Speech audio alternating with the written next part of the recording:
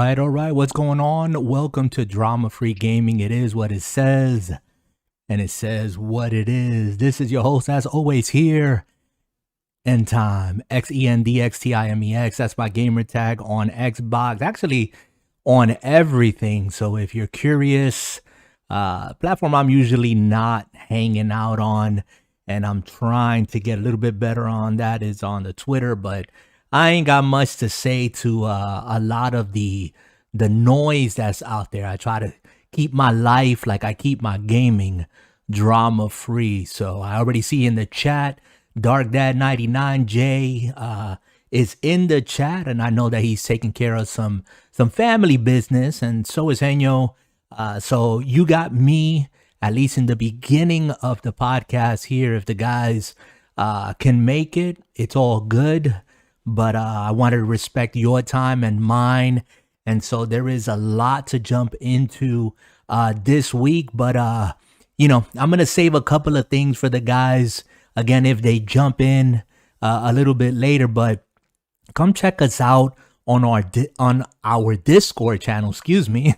Got a little bit tongue-tied there.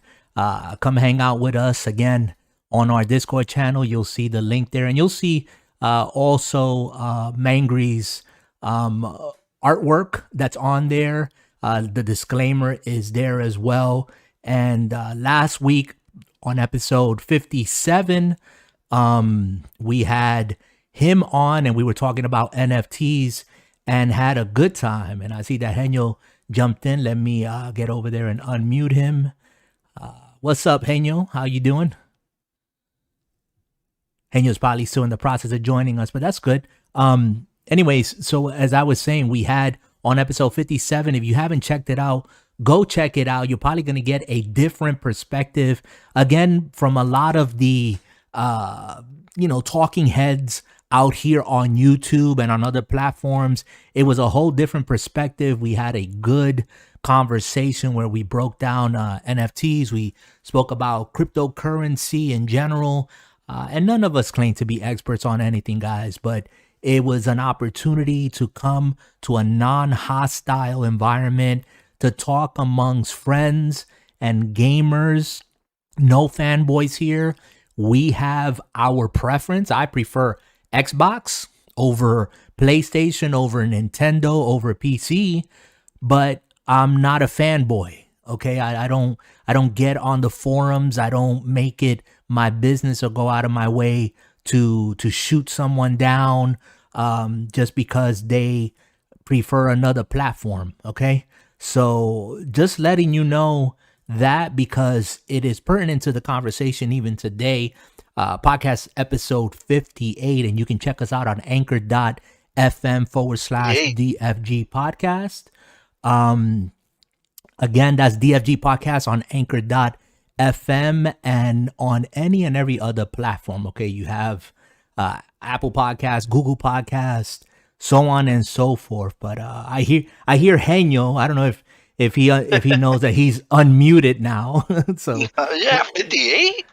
Yeah, we're on 58, and we would have been much further along, man. But I almost died, so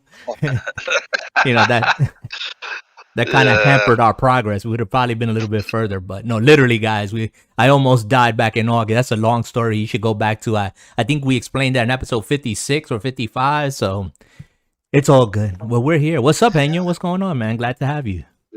Chilling, just making it in. All right. How you doing? You get a chance to, decompress, and hopefully you ain't have to like run in and just completely shut yourself out to everybody else just to be here. No. I mean, well, yeah, it's true. Okay, well, I mean, if you... It's just me. I Okay. like running all over the place. All right. Well, I mean, if you need a moment, you can go ahead, have your moment. Okay. No, man. Say what's up.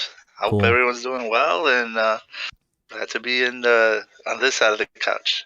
Gotcha.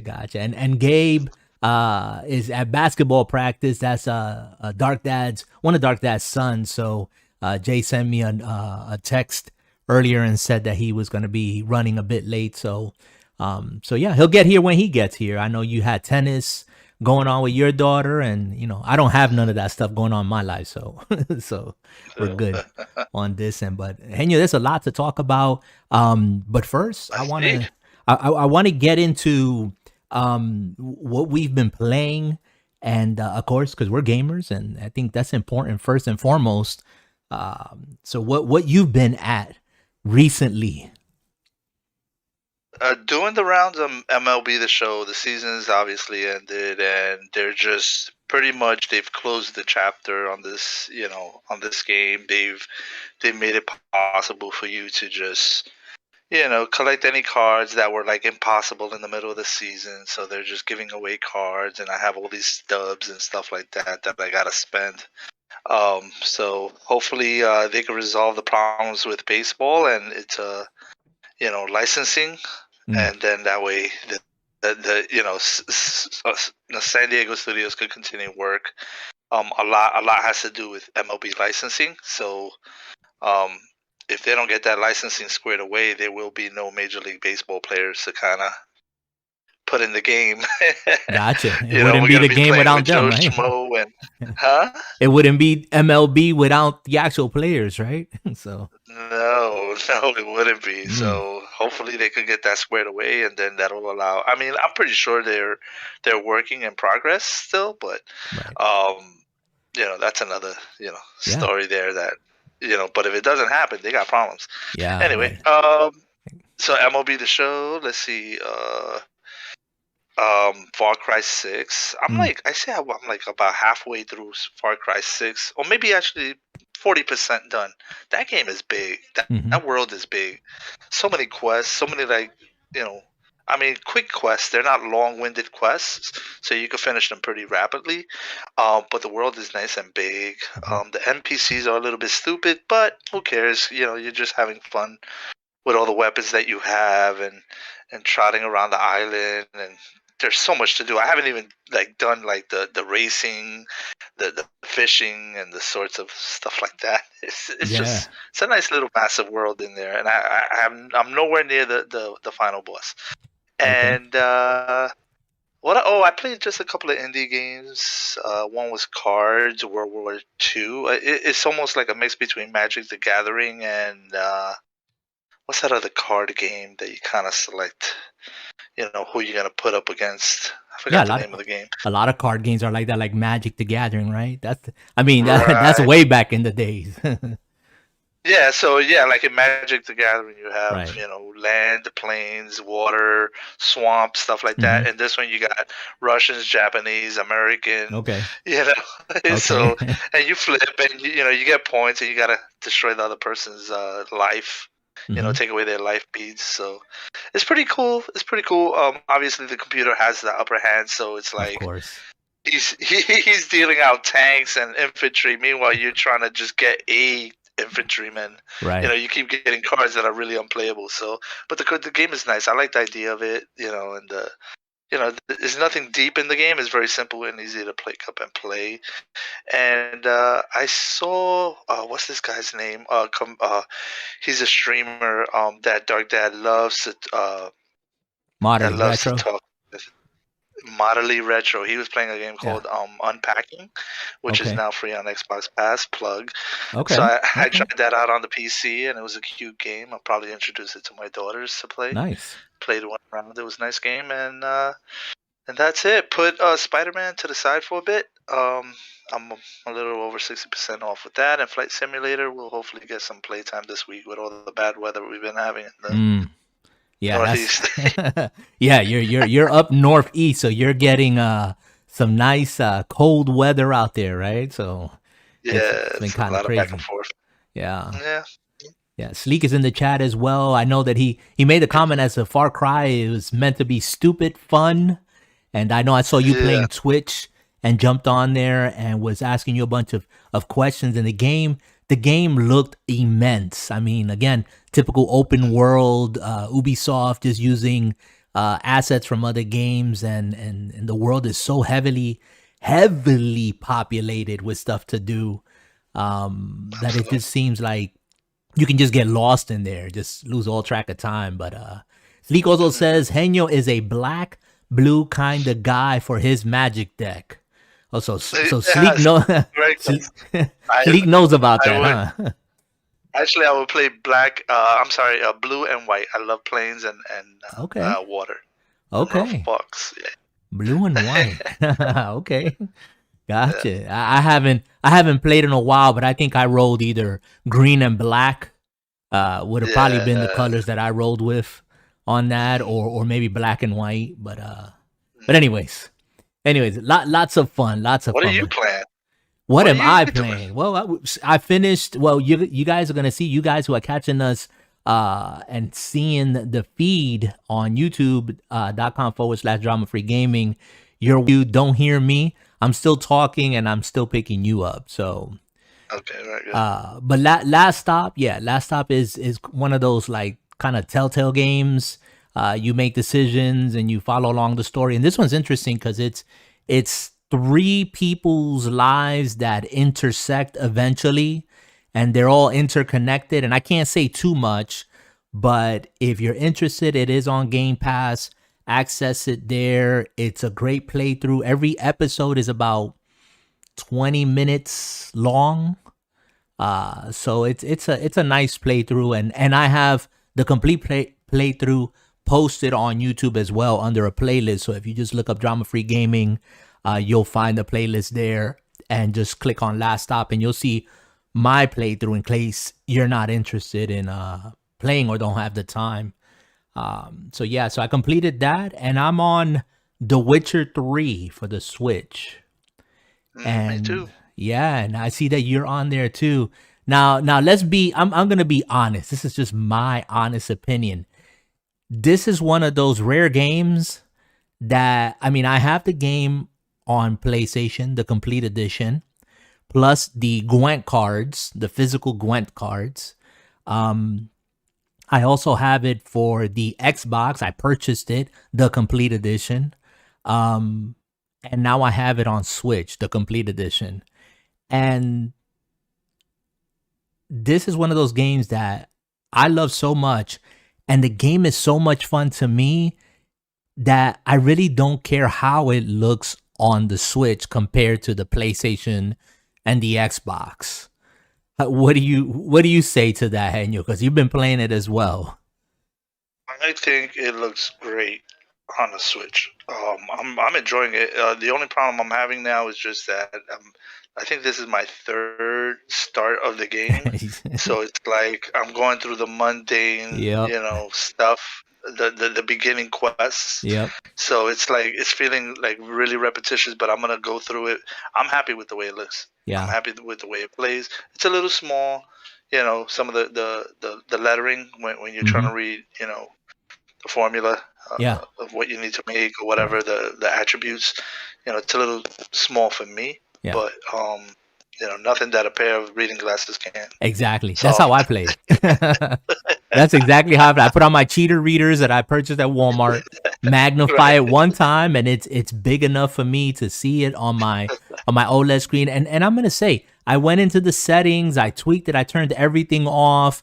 I didn't like it with the anti-aliasing. I played it like that for a while, and then I went back to it just recently and said, you know what, I'm just gonna turn everything on. And I turned everything on, and I was like, you know what? It's not half bad.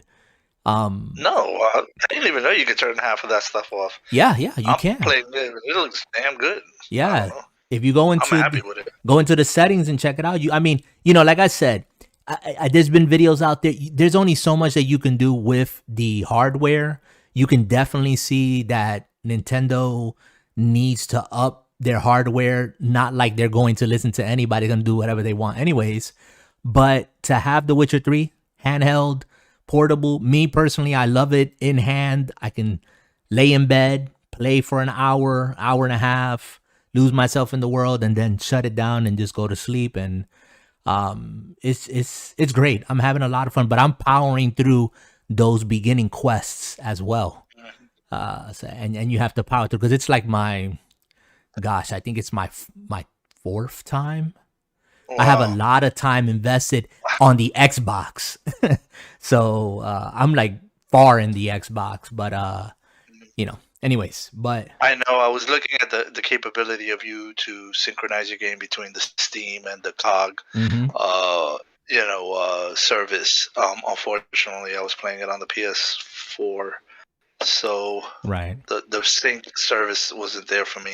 Right. Yeah, you could do it between PC and Switch, but yeah, no other crossplay there with any of the other versions on any of the other systems. So it's all good. It's it's all good. It is what it is. But the game again. Yeah, I can't wait to really get into it. Like right now, just going through the motions. Yeah, wait till that world just opens up for you and you start seeing the different creatures and the different quests that you go on. I think it was with Jay that I was trying to explain to him that The Witcher is the only role-playing game that I've played to date that you actually, the side quests have like their own little narratives, their own little stories, and they don't feel like fetch quests. You actually going to do something, whether it's something as simple as getting an old lady's frying pan back, to go searching for someone who got lost in the woods, and then you wind up, finding a werewolf den. It's I like that those side stories, at least in my experience of The Witcher 3, none of them have ever like repeated, and none of them have ever felt useless.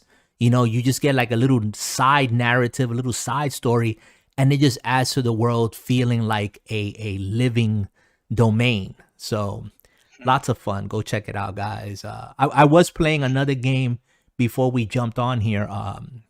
What's it called now? Arc Veil, and it's on the Game Pass Ultimate on PC side. All I'm gonna say is just go check that out. If you guys like that 8-bit style dungeon crawling, old school Zelda type, looking game, kind of reminded me a little bit of a game called Moonlighter. If anyone has played it, you'll know exactly what I'm talking about. But go check it out, and we'll probably talk a little bit more about that next time. I'm not sure if I'm going to go back to it or not, but it was fun. I played it for about an hour, and it was pretty cool. So yeah. And Dicey Dungeon's got a dungeon. Dicey Dungeon. You still playing Dicey Dungeons? I would have thrown you. I thought you would have thrown that out the window or something. So I did the first level, so the first level's done. So I started the second, and I think it's just one of those games that you'll play real quick if you're like waiting for something or on a bus ride. I think that's what it's good for. Gotcha. Just wanted to throw that game in there for all the. Yeah, Dicey Dungeons is lots of fun. I almost threw the Switch across the room.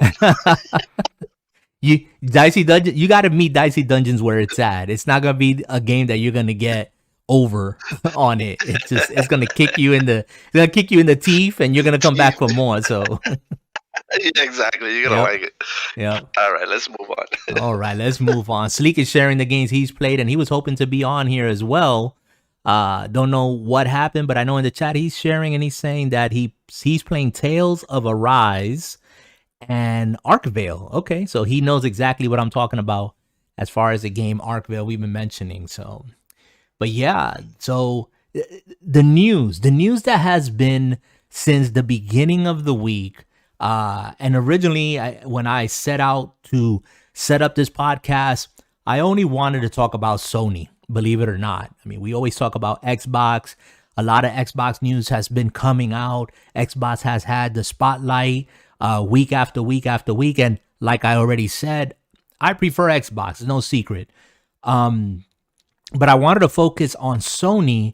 And then at the very beginning of the week, here comes Xbox, made major news with yet another acquisition they've added to their portfolio at the price of almost $70 billion. I can't even fathom that amount of money. $70 billion acquisition of Activision Blizzard King. And that's Pfizer money. That's Pfizer money, man. That's big dollars, man. I mean, to acquire Bethesda, ZeniMax, that was $7 billion. And when that happened, it was like people's eyes popped out their heads, and they were like $7 billion. But then I did a double take. I said $70 billion. And then when I saw it was Activision Blizzard, and I don't want to leave out King. I'm purposely adding King in there because it is part of the acquisition, and King is going to be and is a major role player in this cash making, money making acquisition. They're on the mobile side. It's a little game called Candy Crush. Have you ever heard of that game? No. Okay. Neither have I. I've never heard of it. We're gonna put that in the dicey dungeon category. We're gonna leave that one alone. But anyone and everyone and their mother and their grandmother knows about that game, and that game makes buku money. So let's just leave it at that. That alone, that little, that's just one of King's mobile games. But with this acquisition happening, I was gonna say, Jay, and it bumped the Sony PlayStation news that I had, but I want to incorporate both conversations because one affects the other. Okay, hopefully for better and not for worse. But at the time of this recording, Sony's stock fell by 20 billion, is what I understand. And that's a big chunk of money. And all of this, why? Because of a little game called, I believe, in my opinion, Call of Duty. Where is Call of Duty going to be? That's what everyone's chatting about. Is Call of Duty going to be exclusive or not? Is Xbox going to share? Does PlayStation care? Should they care? Do they really care, but they're not saying anything? What do you make of all this? When you heard about this acquisition, what was your reaction? Wow. Basically. Wow. It's a wow. But it also comes with its luggage. Blizzard was, in-house, the company itself was having problems, internally. But regardless of all that, just regarding the library and stuff that Microsoft could make money off of. But first they got to fix house. You know what I'm saying? Right. You know what I mean? Right. That's a different subject I don't want to get into. But, wow. It's just a wow, the titles that you're going to be getting. Now, if Microsoft plays this right, I wouldn't keep these titles to myself, right? You could kind of, share them out with the rest of the platforms. Well, not even the rest of the platforms. Well, yeah, you could say the rest of the platform. Is Call of Duty on the Switch or Nintendo? I don't think so. Right? No. Yeah, me neither. No. So who's the only other person? Probably Sony. Right. You do have people there. And I just wouldn't, there's too many people who own PlayStations out there. It's not granted as big as a chunk, I think, of Xbox. So, I don't know. I think it's lost money if Microsoft doesn't put it out there for Sony to use. Mm-hmm. In my opinion. I think that's always, when you put it on a different platform, there's a way of making money. And $70 billion is a lot. You're going to want to recoup as much as that as you can. And being, holding on to titles is not a way to make more money, right? Mm-hmm. Half of the people that, most of the people already are on your service, right? So, yeah, you might get a little bump in service, but, it's not like these people weren't on Xbox Pass to begin with, or right. Subscribers to Microsoft. Right. So my take on this and what Xbox should or could do, I would definitely share out these titles. I wouldn't keep them to myself. There's too much money to be made or to be recouped from this. Mm-hmm. It's gonna take a while. Plus, they got to spend money on fixing the people situation right. over at Blizzard. Right. They need a new culture there and stuff like that. But that's my take. I mean, does the thing is owning multiple consoles, does this, it's almost like I have a mixed bag of feelings. It's like, yeah, it doesn't matter to me. You know, it's like, okay, either way, I could play it on whatever system. Right. And it's not like I'm playing a lot of, multiplayer games these days. So I don't know. To me, it's it really doesn't matter. And most people these days own both consoles. So, Mm-hmm. with the exception of our faithful DFG leader here. Yeah, yeah. And we were. I mean, what we were trying to get one today. It kind of sort of opened up on Best Buys, and we were there. We were in line. The next thing you know, verify your address, and then we get, oh, it's not available 250 miles from your location. It's like, are you serious? Like, I thought you were gonna ship it to me. The old dollar on a string trick. Oh man, I mean, we tried. Supposedly, and not that it matters because people will probably hear this after the fact. But tomorrow, supposedly, GameStop is gonna have it for pro members. I mean, all. Yeah, they saw that. Whatever. It's like I'm not waking up at the crack of dawn so that I can check for a PlayStation on GameStop, because it's gonna be the same thing that happened today. But anyways, that's just another conversation. Yeah. But and I asked about your reaction. Let me ask you this. Yeah, go ahead. Go for it. Let me ask you this. Well, I guess it's I'm gonna turn around and quite ask you the same thing. Sure. If you had a PS5, which system would you play it on? Right? Would you play it on the Xbox or would you play it on the PS5? If you had to play Call of Duty or some of these shared titles, I don't know if Diablo's on the PS. Yeah. Warcraft on the PCs. Yeah. Which system would you play it on if you had a choice? I mean, I'm Xbox. Like, my preferred platform is Xbox, and so. Right. But Call of Duty for me, I haven't been excited about Call of Duty since Modern Warfare. The 1, 2, and 3. Those were the last ones that I actually vested in the campaign.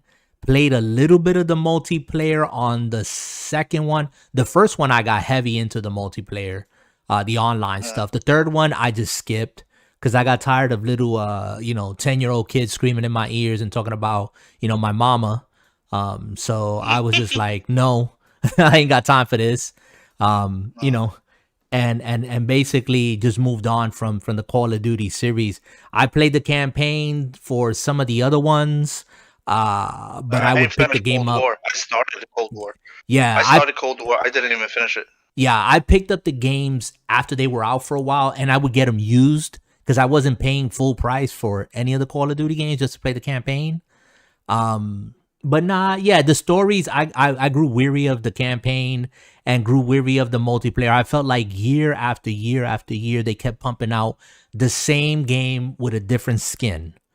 And for better or worse, again, there's people that's all they buy a system for. They buy their preferred system and they buy Call of Duty, and that's it. There's no other game they play.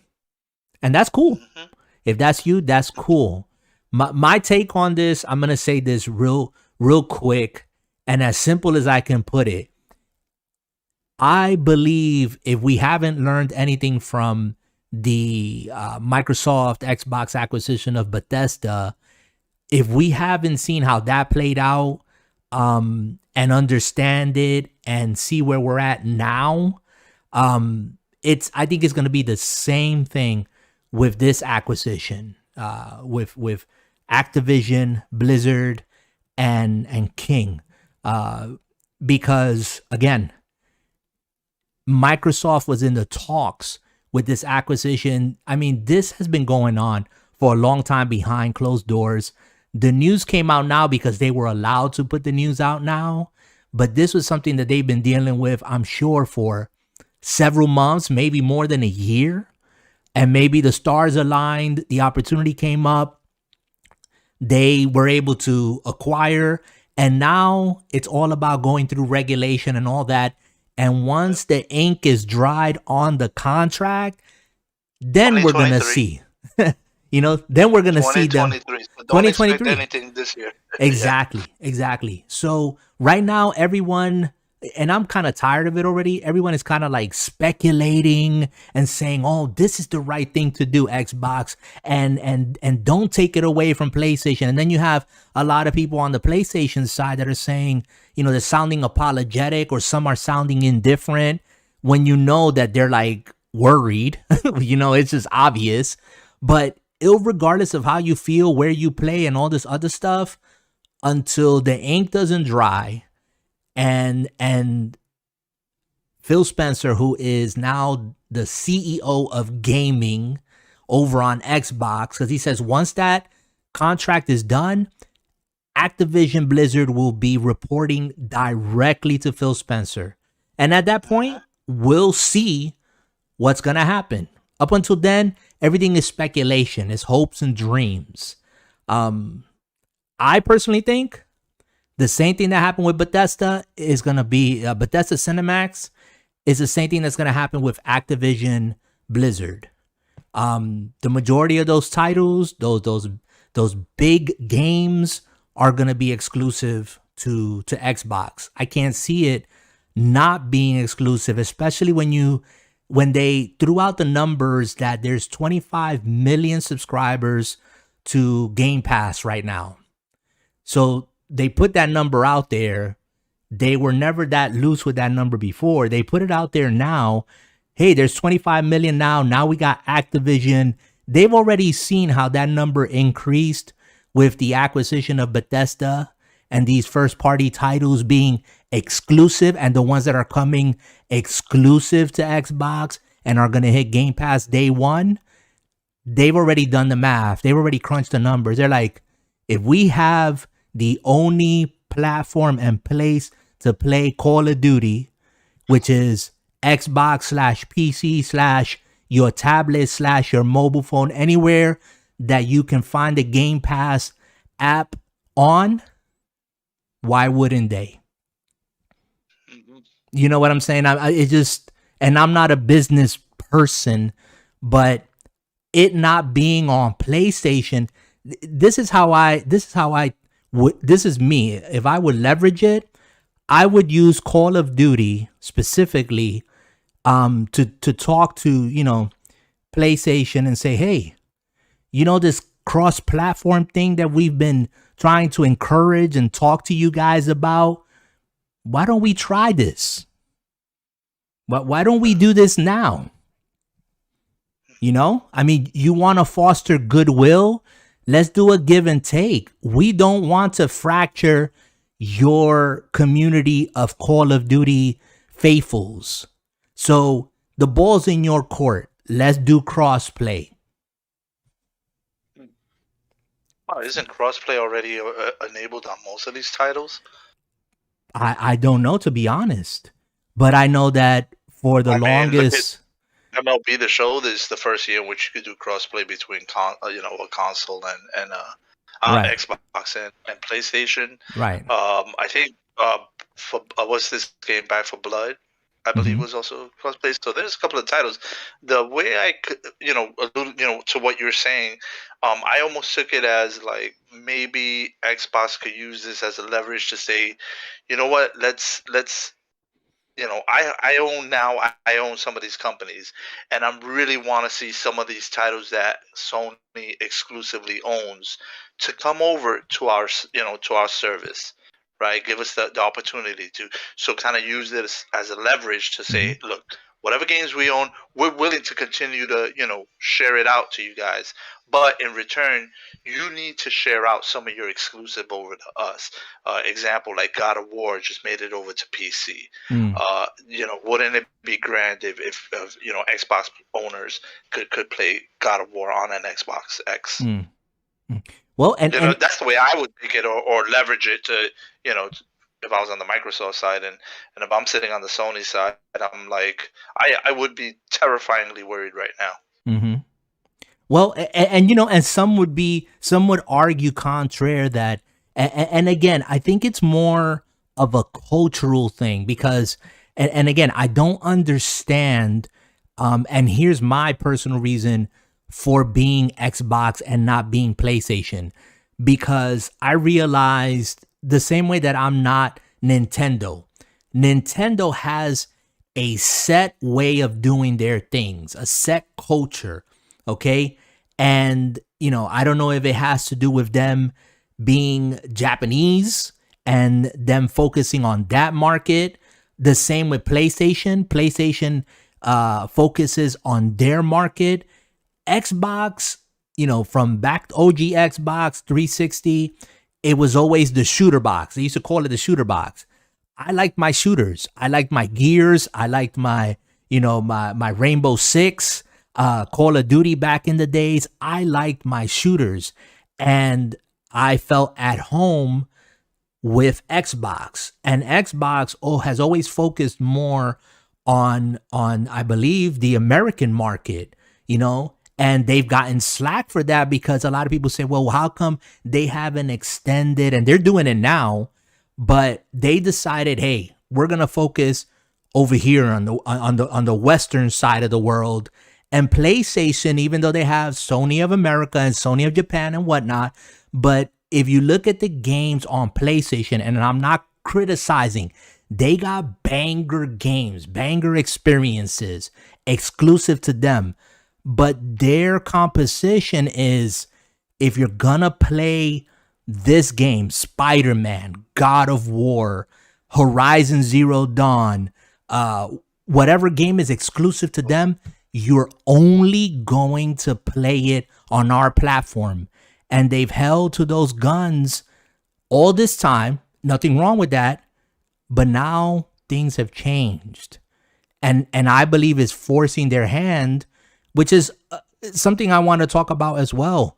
What do you think about Sony games that are 2-3 years old or more popping up on PC, but they almost want full price? $49.99. Dude, I posted this on the DFG. They wanted $39 for NBA 2K13. That's ridiculous. That's not even the Switch, the Wii U. That's bonkers. It wasn't even the Switch. Yeah. It was the Wii. Who owns a Wii U these days? That's Who's bonkers. actively using a Wii U? And to offer NBA 2K13 for $39.99. Mm-hmm. That's not a typo, man. I don't think they have. I don't know, man. I can't explain it. Yeah. Like, someone's not paying attention to the pricing, of America, like, how Americans would kind of handle pricing. Yeah. I don't know. Yeah, like I looked. I don't know, maybe. I looked, Henyo, $49.99 for Days Gone. Days Gone came out April of 2019. Okay, God of War, excellent game. Okay, I owned it on the PlayStation. I played on the PlayStation Pro. Didn't finish it. I wanted to play it on PC. I was excited. I said, I'm gonna go over there. I'm gonna scoop it up for $20 because that's how much it is in GameStop, brand new. $20. Okay, it's less than that digital on the PlayStation Store. It's like $17.99 or something like that. God of War came out April of 2018. So what? 2019, 20, 21, 22. 4-year-old game. Okay. Horizon Zero Dawn came out February 2017. And you still want $49.99 because you brought your game over from your exclusive box over to PC? I'm not paying that money. I don't care how good your game is. I'm not paying $49.99. Maybe it's that what were those little collectibles? Those little from the, I think it was like early 90s, late 80s. Those little flippity things that, oh man, they were like stuffed dolls. I can't believe I forgot the name of them. Anyway, it just feels like they're like, if we own it, we have the right to keep it at that price point, right? No matter where else, what other system, it could be $9 at a different system, but we're gonna hold the standard, right? Like, we're not gonna be, it's almost, I don't know how to describe it. It's like that person on eBay that refuses to bring down the price of an item that is being sold for far less, with other sellers. Yeah. It's like, you do realize that there's other sellers selling it for like $20, right? But they continue to sell it for $59.99. They don't care. That's like their standard. Yeah. And whether it gets sold or not, they don't care. It's a digital item to them, so it's like, it'll be there if you want to spend your money for it. Yeah, and we got Jay in the room. This is the only logic I can think of. What's up, Jay? What's going on, Jay? Welcome. Maybe he could explain it. Well, Seeing as how I got the driest intro of all time. Well, you know what? That's what happens when you come like a whole half hour late. So brother, don't get me started, brother. Just speak your piece. Jump in here like you've been here all this time. That's what you got to do. I can't do that because I'm walking into a conversation I know nothing about. Are you gonna pay? Okay. Are you gonna pay $49.99 for a 3-year-old, 4-year-old game that was locked on a box and now it's coming to PC? What game we talking about? Okay, I'm gonna run it through you again. Horizon Zero Dawn 2017, God of War April 2018, and Days Gone April 2019. All first-party exclusive Sony titles now available on PC for $49.99. Is that the right price for you? Oh, okay. If y'all want the serious answer, the answer to that is hell no. Exactly. Another reason I can say that is I got a PlayStation 4 right now, and every game y'all just named I got for free. Okay, if you didn't have a PlayStation, no. Why? Come on, it's $49. I mean, they added assets to it, Jay. Oh, okay. Come on now. Okay. First off, God of War, excellent game. I actually play it for the PlayStation. I ain't beat it yet, but excellent game. Horizon Zero Dawn, excellent game. The other one, excellent game. But I'm not going to give you full price for a 3-year-old game that I can go out and buy a PlayStation 4 and get for $10. What kind of sense does that make? Somebody please give me the logic behind, hey, if you get this, you can get this for $10. But I got to come over here and pay $50? Really? You trying to run my pockets like that, Sony? It ain't my fault that you...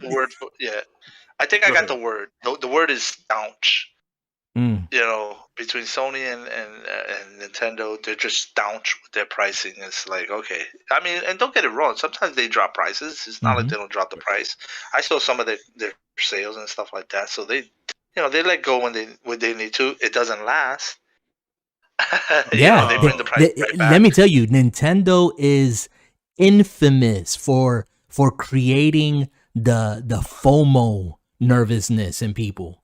You know, they released that Mario 3D 35th anniversary, and they only put it out there for 6 months. They said if you don't get it now, you'll never be able to get it, and you can't get that game now nowhere. Yeah, you can. I can find a copy of it down here at Walmart for $40. I'm probably going to buy a copy too. You see why? Why are you going to go run out and buy it? Why? Because I'm just a jackass like that. I mean, no, tell me why. Why, Jay? Because why? I just gave you the answer. FOMO. The jackass like FOMO. That's why. The fear of missing out. You just said it. Well, I never said. I'm getting it. I'm getting it. Why? Why? I'm getting it. 1, because I'm a jackass. 2, and I hate to be this way, because some knucklehead out there is going to be willing to pay me $1,000 for an unopened copy. But you're not getting it for that reason. You ain't gonna flip it. You know you getting it because of fear of missing out. That's what it is. No. Well, first off, I don't even like those Mario games. As soon as you get it, you're gonna crack it and throw it in your Switch. No, I know. First off, I ain't never played Mario Sunshine. I've never beat Mario 64, and I don't even know what the other Mario game is. Mario ain't that important in my life in gaming. Okay. He was back in the day in the 80s. Mario was the man. Now, Mario like me. He old, got a lot of gray hair, and he's still trying to make his life live. And he's still banking. Nintendo's still banking. Yeah. I wish I could sit down and play Mario. I got a question for you guys. You guys were talking about the whole Sony acquisition, right? I kind of heard a little bit of it. I got a question for you, for both you and Henyo. I want to see what you guys got, because I actually thought about this question. Yeah, me thinking about something, that's amazing. So we all know that Microsoft got the jump and paid big bank for Activision, correct? That's all we've been hearing. I'm tired of it already. Okay, so let's change that. What company does Sony need to buy to even the odds? Nobody. Let's don't even buy companies? Nobody. I don't think Sony doesn't buy. They produce their own. I think, can I say this, Jay? I'm going to answer this. First of all, again, this is what I'm already tired of, and we're not even out of the week. Everybody and anybody and their mom is putting out videos out here or podcasts talking about what is Sony gonna do now? Who does Sony gotta buy out? What does Sony have to do? Sony don't have to do squat. And this is coming from an Xbox guy, okay? Sony does not have to do anything. Nothing. Why? Because Xbox went and dropped $70 billion on Call of Duty. So what? Are we that ignorant or stupid as gamers that we don't think that Sony has their game plan and they're going to run the course? Do we forget that Sony had already been speaking to Microsoft years and years ago about using their Azure cloud technology so that they could put their own streaming service, which is Project Spartacus? That's going to launch. They're going to have their thing. Are they behind? Yes. Do they got anything to worry about? No. They don't have to do jack. They don't have to do jack. In my opinion, they didn't got to do jack. As following I follow PlayStation many years. I have to say the point about does Sony have to do anything? It's a very valid point because technically Sony can just rest on their laurels and be like, whatever. Like, okay, they bought another company. Cool. And the sad thing is, and the second question you ask is, are we that lazy at gamers? Or the answer to that is yes. No, I think we like drama. I don't. No. But I think people like drama. They like sensationalism. I'm gonna say it just like this. You're coming at it from an old school gamer's head. We aren't used to being as spoiled as the new generation is now. So I would definitely look at it from this perspective. Everybody out there is a lemming. You stuck in the matrix of gaming. If you're stuck, the new thing drops, you lose your mind. I want to follow, FOMO as you would call it. I want to follow. I got to be on the next best thing. If you unplug yourself from that and take a step back and go, let me look at gaming as a whole. Let me look at what AAA companies are doing. Let me look at what indie companies are doing. And Microsoft's like, hey, we acquired Activision. Sony's like, cool. It ain't like we can go out and buy somebody too. Doesn't mean we have to. Yeah. Well, hey, we got the news Project XYZ that's coming out. Mm-hmm. Is it going to save us?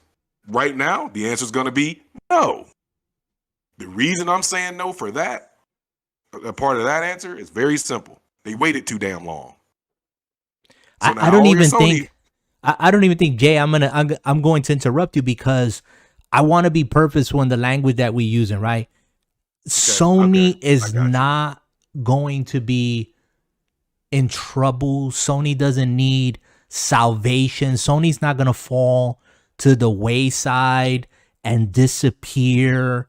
None of that's going to happen. None of it. It's not. If anything, this acquisition, we as gamers, and again, I can't believe, I want people to hear this. I'm an Xbox first guy, okay? I prefer Xbox. If I had to make a choice between all the platforms, Xbox is where I land today, every day, for the rest of my life, okay?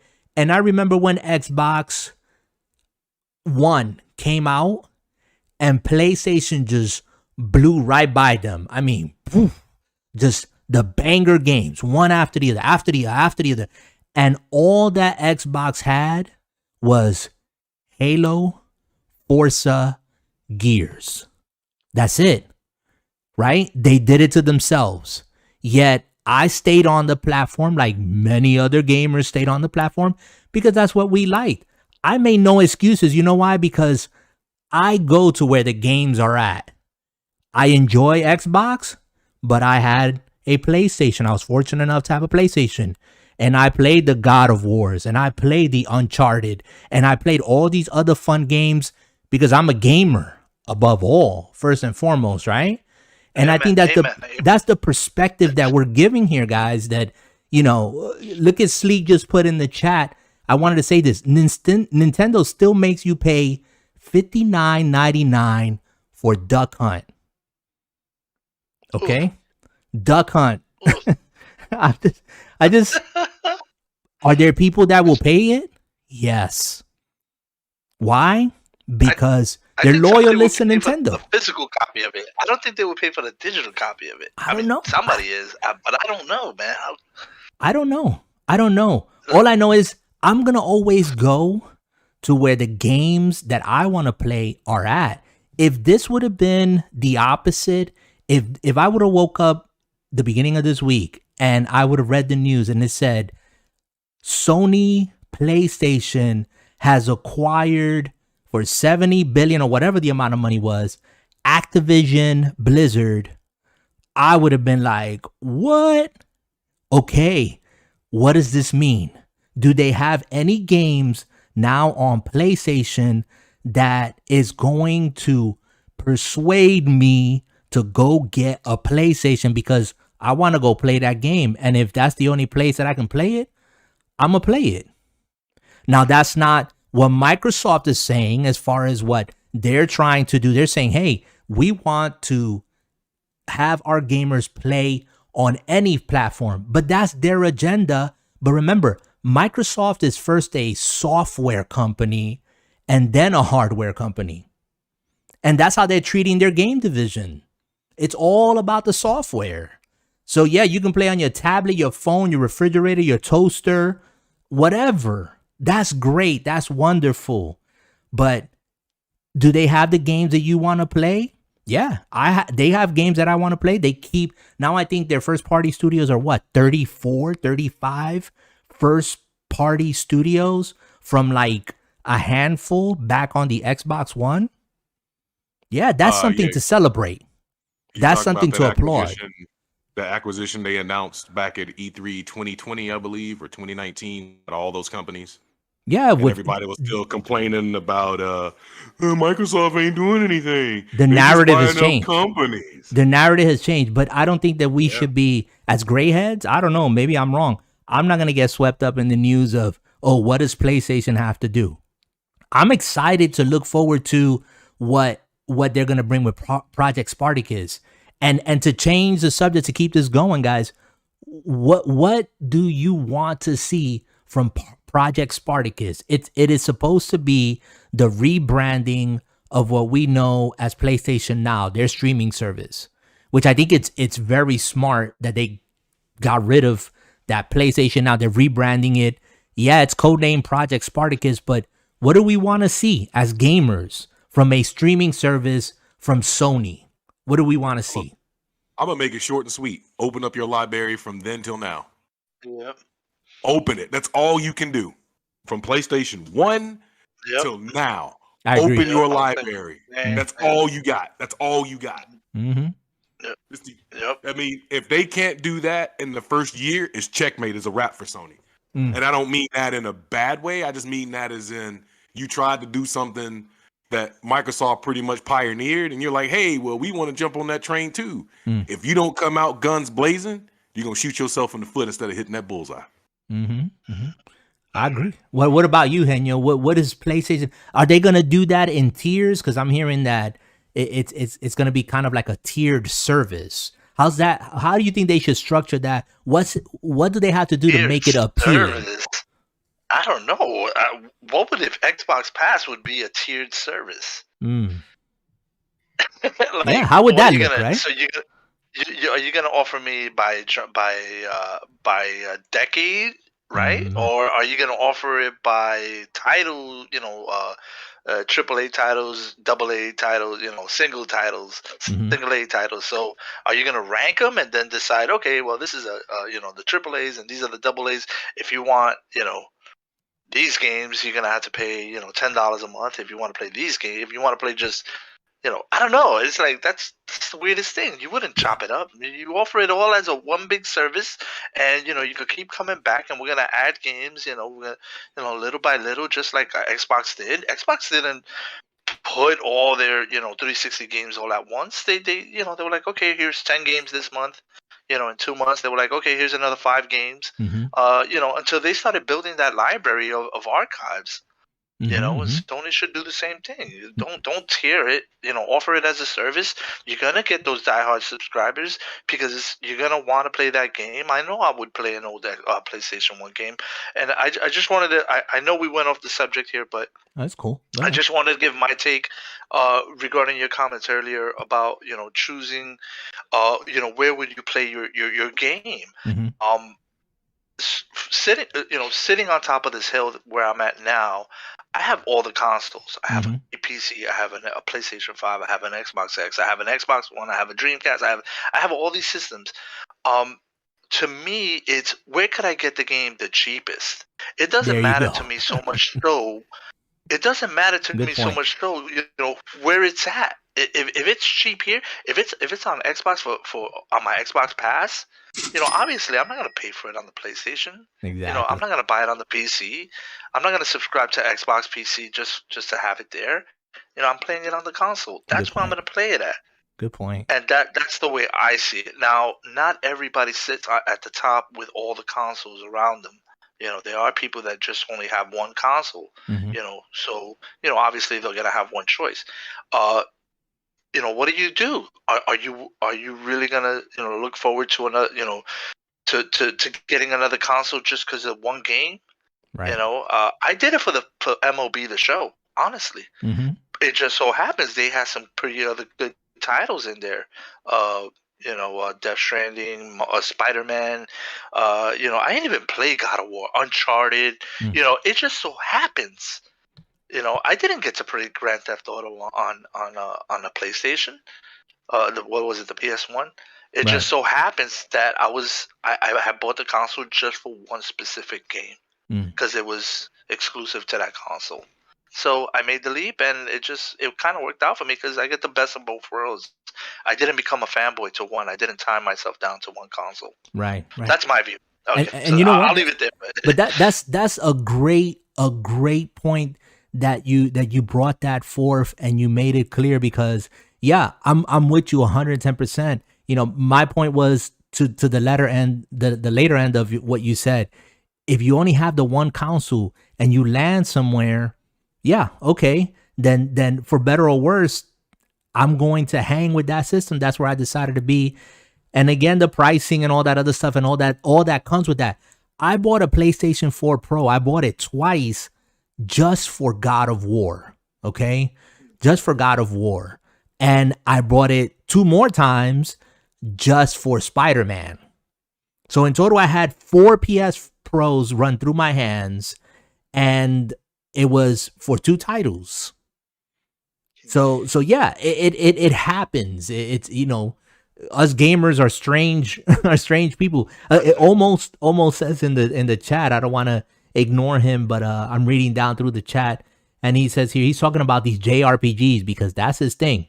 He's gonna pay if they have all them juicy JRPGs from PS1, PS2, and PS3. And when I mentioned about the tier system, from what I've heard, I haven't read and looked into this deep enough, but from what I understand, that the idea that PlayStation's putting out there with their tier system is going to be, if you want access to like PlayStation 1, 2, 3, then that's one tier.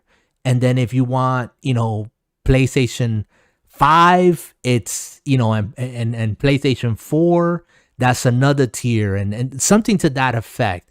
But like you said, to me, it doesn't make any sense because Game Pass is not structured that way. It's just one big happy place where you can get your Xbox current game, current gen games, 360 games, OG Xbox games. It's all there, and it's all accessible. Let me go ahead and validate.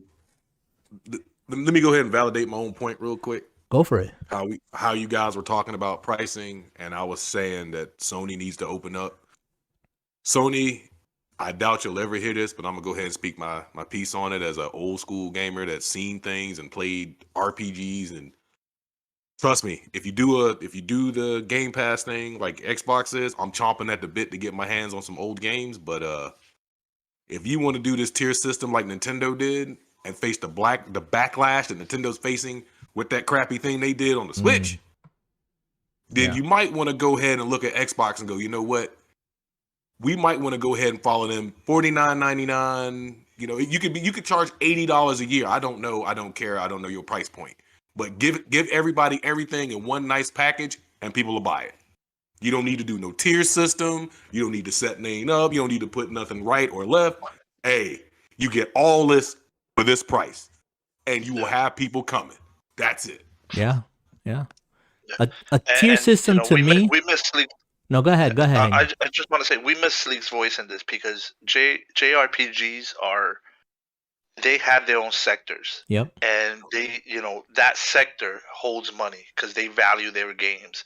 And I wish Sleek was on here, kind of voice more of that opinion, because I know that's a component that's not very, here in America is not heard of a lot. They do have their base here. I don't think it's as great as the other games, but they hold a place in these consoles, and Sony, I think they can niche that more if they really tried.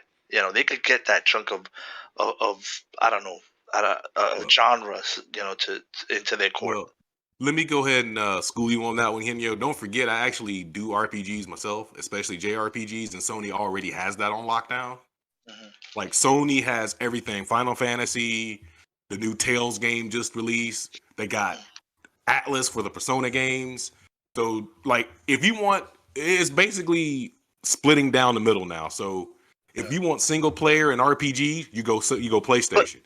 If you want multiplayer, you go Xbox. Like, why don't they? My thing is, why don't they advertise it? Why don't they bring it to the forefront? Like, why don't they stuff it down America's throat? Like, why don't they make a big deal out of JRPGs? Like, it's not in this market, not here. No, not here. Yeah, that's what I'm saying. They need to bring to light these games. Because they're good games. People play these games for a reason. Well, the one thing about that section of it, and that you can use that for another day, is that Call of Duty, bigger game, God of War, they have a bigger fan base than most RPGs. So, like, for example, Call of Duty may sell. We'll do a roundabout number. We'll say Call of Duty will sell 2 million in a year. Those are peanuts for Call of Duty, right? But 2 million in a year is pretty good. An RPG on PlayStation might sell you 800,000, maybe 1 million. So you're going to play up for where the money is. Yes, you have an audience for it. I'm a huge Persona fan. When Persona 6 drops on PlayStation, I'm buying it. If I gotta go and smack somebody across the head for a PlayStation 5, hey, I'm gonna need that. I'm gonna run your pockets for that PlayStation 5. But that's how much of a Persona fan I am. So there is a market out there. When Final Fantasy remake dropped, hysteria for it. The way people were clamoring, and they're waiting for the remake part 2. So believe it or not, Henyo, there's a huge audience for RPGs. You don't see it because you're not looking at that side of it.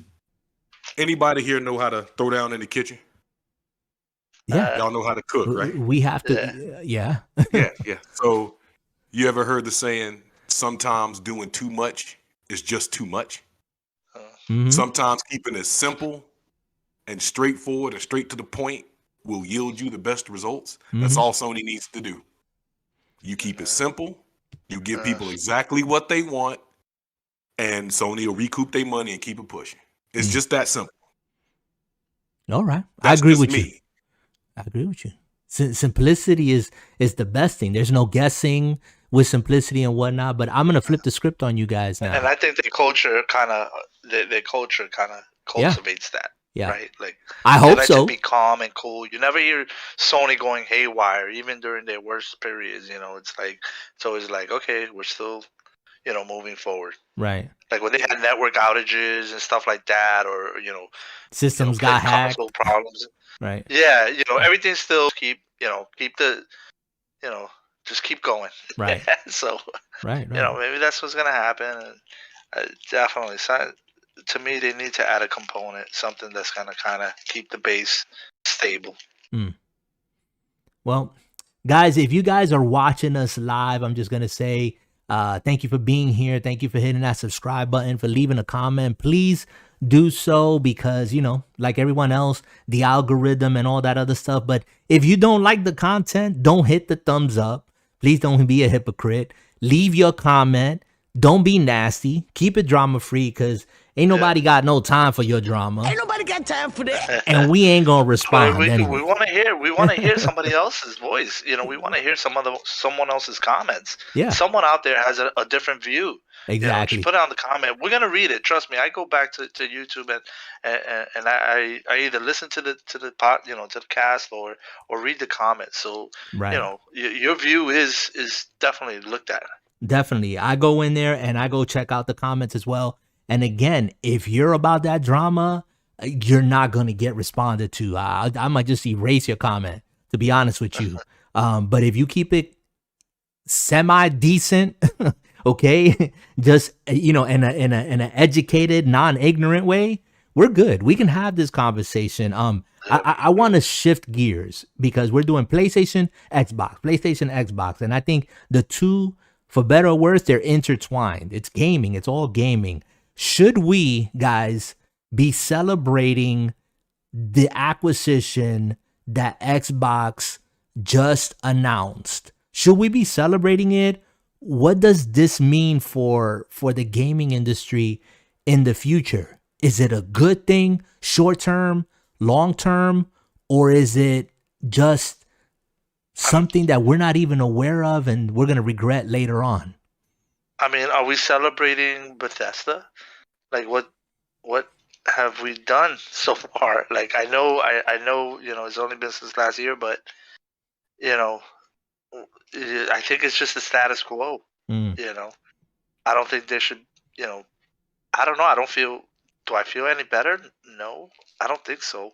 Again, because I don't know the console, so it doesn't really affect me directly. I know I'm going to play the game regardless, where it's at, whether it's on the Xbox console or on the PC. I'm going to still have access to it. I don't know. I don't feel like celebrating. I don't feel a need to celebrate. I think it's just, someone else owns it, and, what they do with it is still going to be provided. Mm-hmm. Again, for someone that sort of has all the consoles around them, I don't think it affects me so much. Yeah, someone who just. And this is the reason why I put it out there and I asked the question, because again, where do we go to where the games are at, right? So it's like, again, a lot of the fanfare, a lot of the sensationalism that's out here, and now, big old Microsoft now is gonna take over the gaming industry and they're gonna acquire all these companies and they're gonna monopolize it, and we're all just screwed. We're doomed. Okay. Right? Okay. Go ahead, jump in there. Okay, so me being a retro head, I'm gonna go ahead and take y'all on a quick journey back. When Nintendo first hit, we all lost our minds, right? Yeah, when they came out, I mean, it was like, I gotta have that box in my house.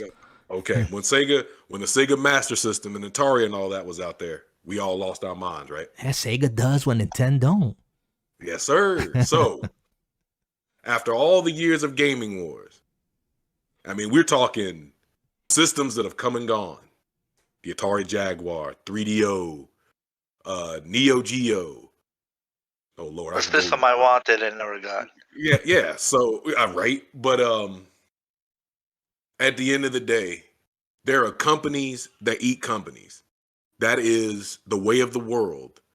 Whether you work in tech, whether you work in gaming, companies eat companies for the dollar. They just hungry. That's what they do. The only reason, in my honest opinion, the only reason everybody's even talking about this whole damn Microsoft thing is because of the dollar number attached to it. That's it.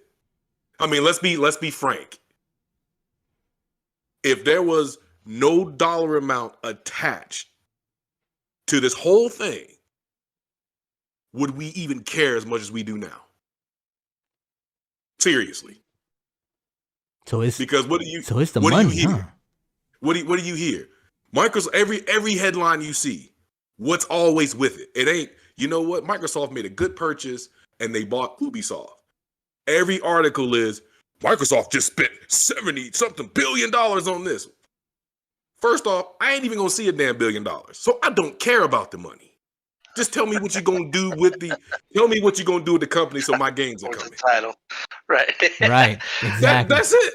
Exactly. That's it. I don't care about how much money Microsoft spent, and that is over my head. I don't care. I don't get paid enough to care. The only thing I get paid enough to care about is when my game coming, and if my game ain't coming, you ain't getting my money. That's it.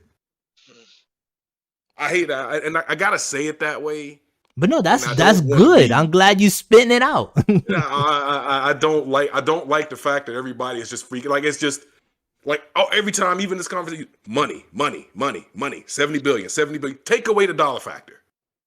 Y'all picked up the paper tomorrow. Microsoft just bought Blue Point Games, but they didn't put a dollar factor. What you gonna do? You gonna be like, oh, Microsoft bought Blue Point Games, and you gonna keep going. You ain't gonna go, oh my God, the money, they just spent 70. Come on, man. I mean, it's just the titles attached to these development companies that's okay. making the headlines as well. I mean, they're pretty big names. Call of Duty. Really? Okay, so Call of Duty. Call of Duty. Hold on. Okay. You also got two PC platforms in there that are what was it? Wow. World of Warcraft. Yeah, WoW. Mm-hmm. Wow. World of Warcraft and StarCraft. Right. These are two solid PC games that you're gonna ingest into your service. So you're playing them now on the PC anyway. I guess now you can look forward to it being on a service. So I don't know. It's just these are big name titles that get a lot of play to this day. StarCraft's been out for years now, and it's still one of these. I think they have tourneys with these games. Yeah, you talk about communities that have been there forever. Yeah, forever, and so now it's just it's been shifted over to a service. Okay, so I don't think it's anything new. All right, so I'll take you up on your argument. We'll start with Call of Duty. Call of Duty is a dying franchise. The only reason Call of Duty is still alive. Hold on. And I'm calling. That was Dark Dad 99 for the record. I'm calling it right now. Call of Duty is a dying franchise. Call of Duty is a dying franchise, and the only reason I can say that, Call of Duty has been dying ever since, maybe 2019, 2020. Every time a Call of Duty game, what happens? It's broken at launch. Just like this year. What happened? That's every game. Now, that's every game, brother. Every game is going to have a channel on Twitch. Yep. I don't think none of these games are going to die out. Yeah. No. The only reason Call of Duty has the fan base it has now is because people are that stupid. And I'm sorry I gotta talk this way, but it's true. You ain't sorry. I just had an epiphany. Hold on. Call of Duty is the same paint by numbers game for the past 10 years, except I can double jump, I can float, I can fly a plane. Congratulations, you're doing the same shit you've been doing 10 years ago. How about giving me something new? That brother said paint by numbers. I don't see these as games anymore. I see these as channels on Twitch. All right, they're gonna be around. I was looking at Twitch today, and basically their splash page is, what game do you want to see? So all these titles, no matter how old they are, there's a channel for it. And if there's a channel, someone is streaming it. And if someone's streaming it, they're playing that game. Wow. What they got to do with sorry Call of Duty, though? But it's going to be used. It's going to be purchased. It's going to be bought as a service, in the service. Because when you have blind lemmings who want to buy the same game over and over again, I could throw another title in there. Madden. EA, you biting off the you biting off there too, because once again, I can give you a couple more titles that are all paint by numbers. And the only reason people buy them is because people are going, the new COD is coming out. I gotta buy it. But COD also has esports under his belt. Esports is big money in Call of Duty. I ain't knocking it. Capitalism is a great thing. I agree.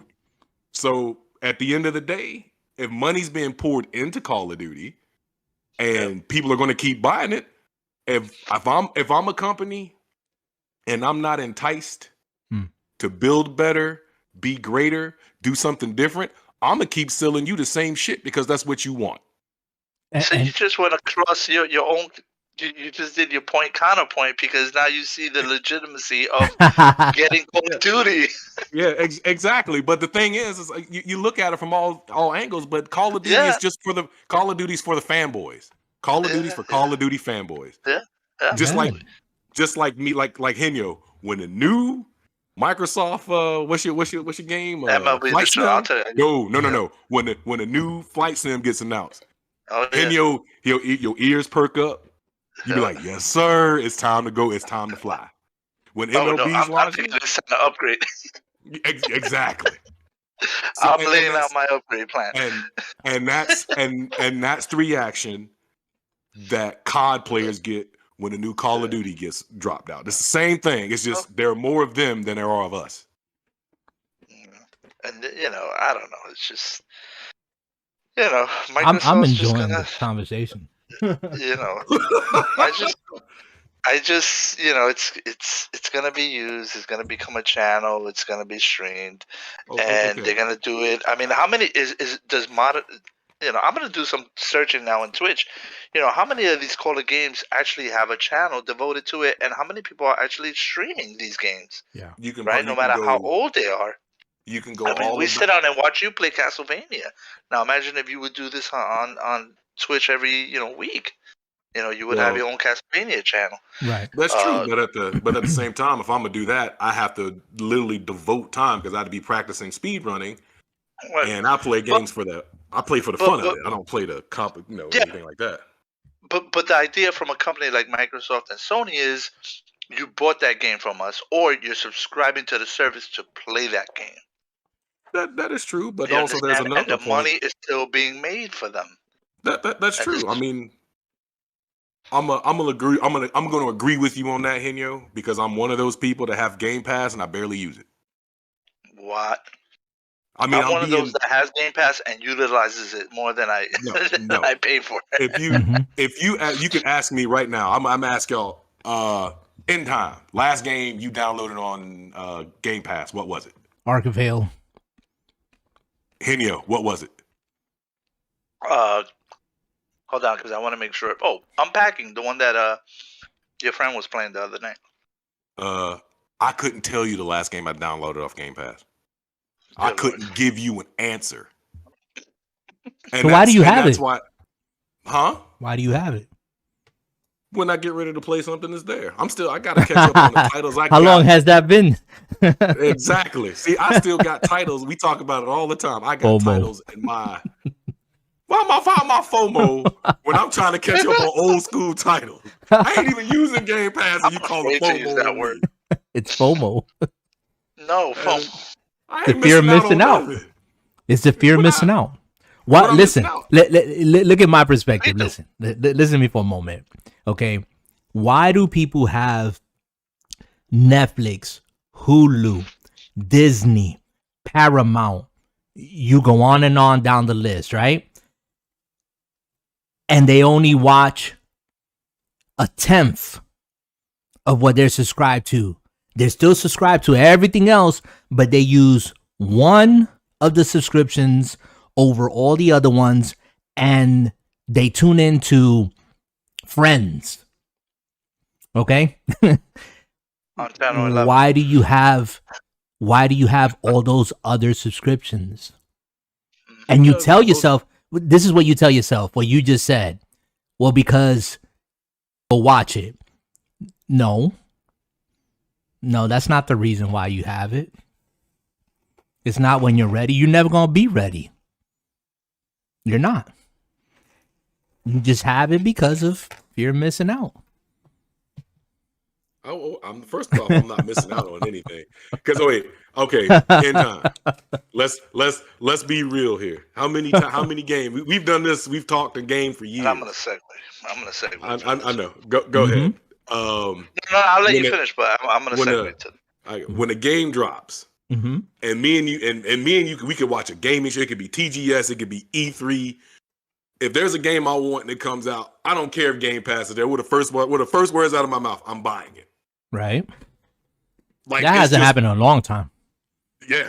Like there hasn't been a time that Anytime hadn't heard me say I'm going to buy a game and I haven't bought it. Right. But Game Pass is there. You're right. I could utilize it, but unlike some people, not you guys, because you guys are actually working men, and there are a lot of working men and women out there that can spend more time gaming than others. I ain't got that kind of time no more. Mm-hmm. So when I want a game, I have to utilize the time I have when I'm gaming. Does Game Pass count into that? Yes. When there's something I feel that's worthwhile playing, right now, most of the games on Game Pass I either have or I'm not interested in playing. But if one of you fellas go, hey, this is on Game Pass, we want to roll, go get it. Cool. I can just go get it. Right. It's convenience. Yeah. So I mean, it's not that I'm missing out. It's just the fellas might want to do something. And it's on Game Pass. Yo, you got Game Pass. We all know you do. So, don't play around. Just go get the game and let's go. Yeah. I'm just messing with you. You know that. Halo. Oh, yeah, I know. I know. What was you going to say? That was the case with me. So that was the case with me in Halo. Is just, you guys were playing Halo. I don't think. Maybe the disc is somewhere in storage downstairs. Here we go with the disc again.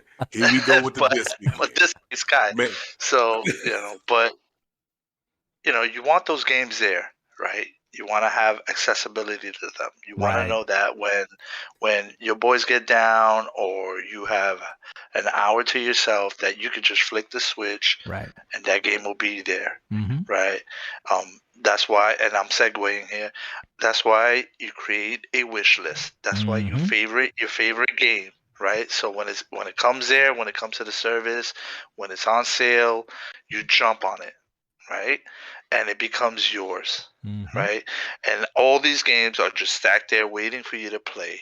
You're waiting for your hardware to arrive. So when your hardware does arrive, by the end of January or the beginning of February. You're hoping. Yeah. Right. Yeah. So am I. You'll be able to open up your shiny new toy and start installing games like crazy. And what could you be talking about? A segue. Steam Deck Steam has announced that they're still on course to release the system, end of January, beginning of February for those that pre-ordered. Definitely looking forward to this moment in my life. I'm just envisioning all the cool games that I own, that I've collected, that I've massed over all these years in Steam, and bringing them to the portable side. I've owned them on the PC. I play them once in a while. I have so many titles there. Recently I got some games for Christmas. And I can't wait, to see the portability of it and just being able to, Hey, Henyo. To what?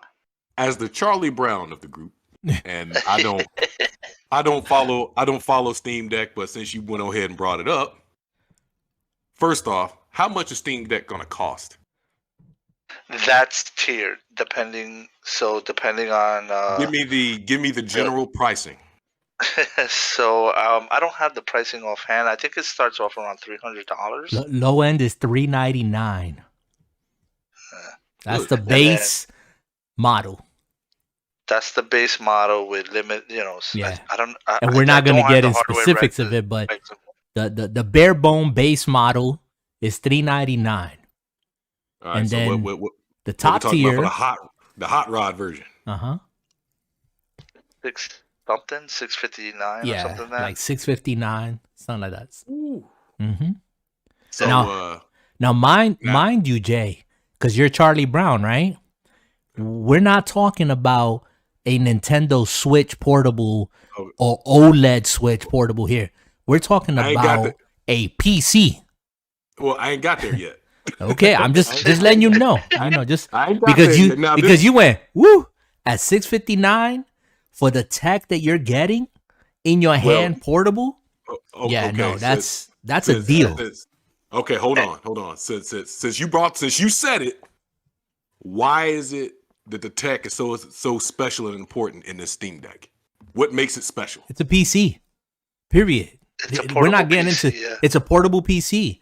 You can dock it and plug it into a screen, and you have PC functionality. You can stick a keyboard on it, a mouse. It's a PC. You on the screen portability. You'll be able to see it in 720.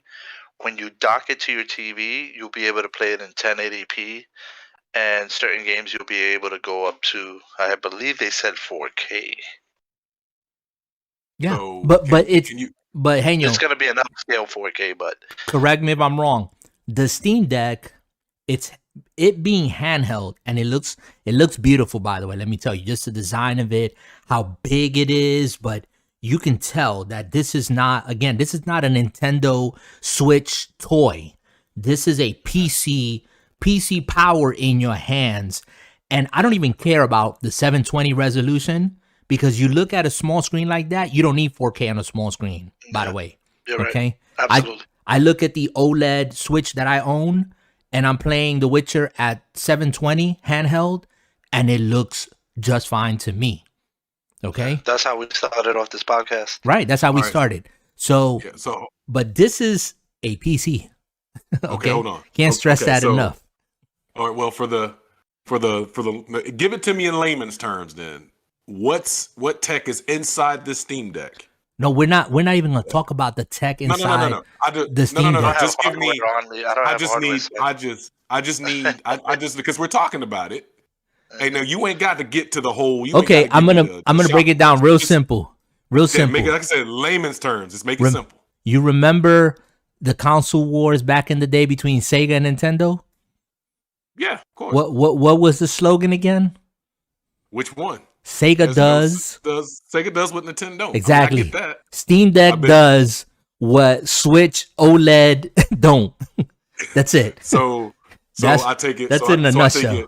So you want to go? Since you want to go retro on it. So does Steam Deck would be blast processing, and if that helps you understand it, Charlie, that's all good. It's good for me. Don't you change your language on them. I'm gonna sit there, tilt my head, and give you the blue screen of death. My mom gonna go, don't. Yeah, I mean, it's. I'm glad that Henyo brought it up. Yeah, I mean, let's really be honest, because we've come to this conclusion various times before. All these platforms, console wars, fanboy, blah blah blah blah blah blah blah blah blah. Right? All these discussions that we have, guys. At the end of it all, we're gamers, and it's all for fun. We're having fun. This is our bowling night, right? So we're talking about this. We can get passionate about stuff, but like Henyo, I think, eloquently stated, Jay stated eloquently in his way as well. Even myself, we're going to go to where the games are at. Point blank. If that's PC, if that's Nintendo, if that's Sony, if that's Xbox, if that's someone that hasn't even arrived on the scene, I'll tell you what, if Google Stadia would have been successful and they would have had exclusives on there and other tech and blah, blah, blah, man, I would have scooped it up as well. Because we're gamers, right? I probably would have jumped on Stadia too if it was as good as they were making it out to be. Yeah. And I'm actually now excited about PlayStation. And it's not for God of War. It's not for the New Horizon. It's not for any of the games coming out. You know what I'm excited for on PlayStation 5 now that I want to get one now? The anticipation of their PlayStation VR 2. That's going to be a conversation for another day, baby. That's for another day. Exactly. But for another bank account. I had PlayStation VR, the first one, and I really liked it. Liked it. And I think that PlayStation is going to do really well in this space. And nobody is talking about that now because everybody's all wrapped up in this, oh my God, acquisition and Microsoft's going to take over the gaming world and we're all doomed. Nah. Let me tell you how hooked this brother was on PlayStation VR, right? I would call him in the morning. Hey, what's going on, man? He'd be huffing and puffing. Exactly. Man, I just did that Creed, man. I just did my boxing workout. I'm like, serious? Yes. Man, I'm like, this brother out here swinging he was swinging for the fences. But so I'm like, you know what? That brother, he was into it. Yes. And I will co-sign that he liked it. Yeah. And I will co-sign that if he's willing to buy a PlayStation 5 for VR. Yes. Ladies and gentlemen, you heard it here first. Yep. An Xbox guy willing to go get a PlayStation 5, which he said earlier, I had 4 PlayStation 4 Pros come in and out the door. Now I ain't worried about a PlayStation 5. Yeah. Now I need to get that PlayStation. Now I would get a PlayStation 5. Again, not for God of War, not for Horizon, not for anything that's coming out, but for their VR tech. That really excites me. Yeah, that excited me when Star Wars Squadrons came out. Mm-hmm. I think we debated on it for a while. I was like, man, it's $10 cheaper on Xbox, but man, that PlayStation VR, that was just, this one. Yeah. Well, I can't imagine the good things to come on a PS5 days. Mm-hmm. And anything with a flight stick, you lose your mind over. Mm-hmm. Yeah. Well, guys, I think we need to be wrapping this up. If you guys are catching this on the replay, I think I'm gonna have to go into YouTube's been stupid. I'm just gonna say it, okay? YouTube has been stupid. I think they shut down our stream. I don't know about how deep we were into it, maybe a little bit over an hour. I had to stop and start again. So I don't know how this product is gonna look on the end of it. I'm gonna have to download the video and maybe do some editing and then throw it back up there. I don't know. They just making me work and I'm not happy. But we had a good conversation. Jay, you was gonna say something? Well, seeing as how we are approaching the old dusty trail, ladies and gentlemen, the conversations we have are for the open world. We love to talk about gaming and the things thereof because that's what we love to do, and gaming's been a part of our lives for probably a bitter part of 30 years. Henyo, probably more than that. not that much more. Why? Henyo, tell me, why do I imagine Jay, as he's giving this speech, he's just like laying in his coffin and just pulling the lid like slowly over himself? That's all I imagine. Just poking me with his First off, I'm sitting up. I'm not even in the coffin right now, which is a miracle. His arm and a quilt over his knees. Right. Oh wow. Oh, now y'all want to start the clown session, huh? Don't you get okay? I was actually wrapping up, and then you wanted to jump in and talk, the smooth talk and whatnot. So we're imagining you, with your quilted comforter draped over your knees, and just. Oh my gosh. They mentioned earlier, guys, that we want to hear your voices, and there's millions of voices to be heard in gaming. If you want to come here and you want to bring smoke, save the smoke for your mama, because I ain't got nothing for you. All right, we all too grown to be acting like 5-year-olds in the kindergarten, pushing each other, going, "He hit me." You want to say something? Feel free to speak. Even if you want a heated conversation with me, I'll give it to you, or I might not. But the only thing is, if you come at me and you come at me the right way, we can talk. You can hate my guts. It's cool. But keep it drama free. That's why we like it. Jay, you need to start your own Discord channel so you can get that heat on your channel. Well, keep the heat off them. If y'all want me to come after me. Yeah, don't mess with nobody else. Yeah, y'all can mess with me. Because Jay said that if you play COD, you color by numbers. So hold on. Here's the thing though. How many of you said I was wrong? Let's put a poll up. They coming, Jay. Put a Discord poll. They coming, Jay. Let them come. Hey, I'm like, let them come. You knock on my door, I got something for you. That's all I gotta say. That brother got a lot. I hope you got a lot of ammo. They coming. Oh man. Anyways, guys, I want to just shut this down. We had a lot of fun. As always, the conversation, you can't plan for this. It's live. We jump on here. We're trying to be here on a weekly, not out of compulsion, but just because we love gaming. And this is this is really our hangout, our bowling night, kind of just, kind of unwind and just do our thing. But, what are we looking forward to here? A bunch of more news. Don't get wrapped up in the sensationalism and all the what ifs and speculations and whatnot. This deal is a year plus out, and there are people that are much, much smarter and get paid much more money and have been planning this since you and I were probably 10 years old.